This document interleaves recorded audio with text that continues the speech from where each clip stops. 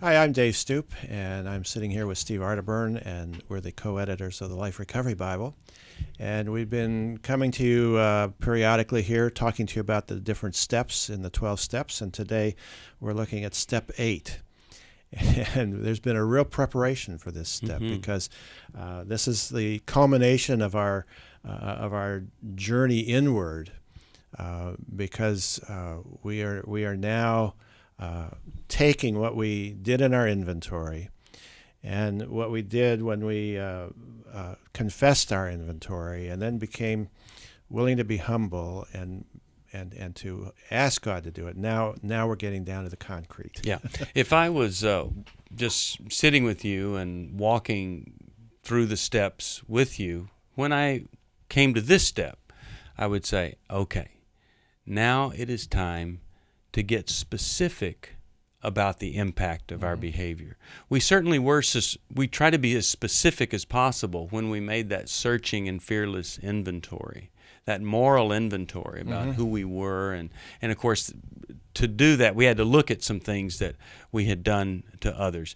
But here we're being very specific and trying to make a complete list of those that we have harmed and that we need to go back to and make some amends to.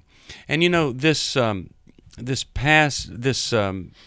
little part of it that brings us back to willingness is so powerful. That word's kind of woven through all of this, isn't there? There's a willingness, Because we can and working the steps, we can hit a brick wall and we can say, okay, I want to go a little bit further down the process, but I just can't get past this. And I say, always look at the combination of humble willingness together. And that's where we kind of have the ability through the power of God to go forward in the steps. You know, the verse for this is do to others as you would like them to do to you. And so I think what a person can do with this step is to make a list of all the people in their lives, in their life, and then look at each person and say, how has my behavior hurt them?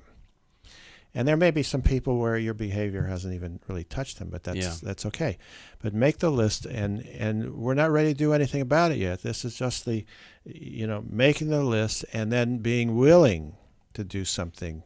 And there's some guidelines, as we'll see, in what that willingness involves. And according to the verse, we look at each situation and we say, okay, well, what would I want somebody to do for me to make amends if that had been done to me? For instance, if I stole $100, it's one thing to say, I'm really sorry about that. I want to make amends. Well, you do to them what you'd want somebody to do to you if you had $100 stolen from you. You pay back the $100. You pay back the $100 with interest. That's why we need to see this step in light of what would we want done for us, not just what is the easy way to get out of it. Well, this is the beginning of responsibility. This is going to move us out of ourselves now into our relationship with others, and it's character building.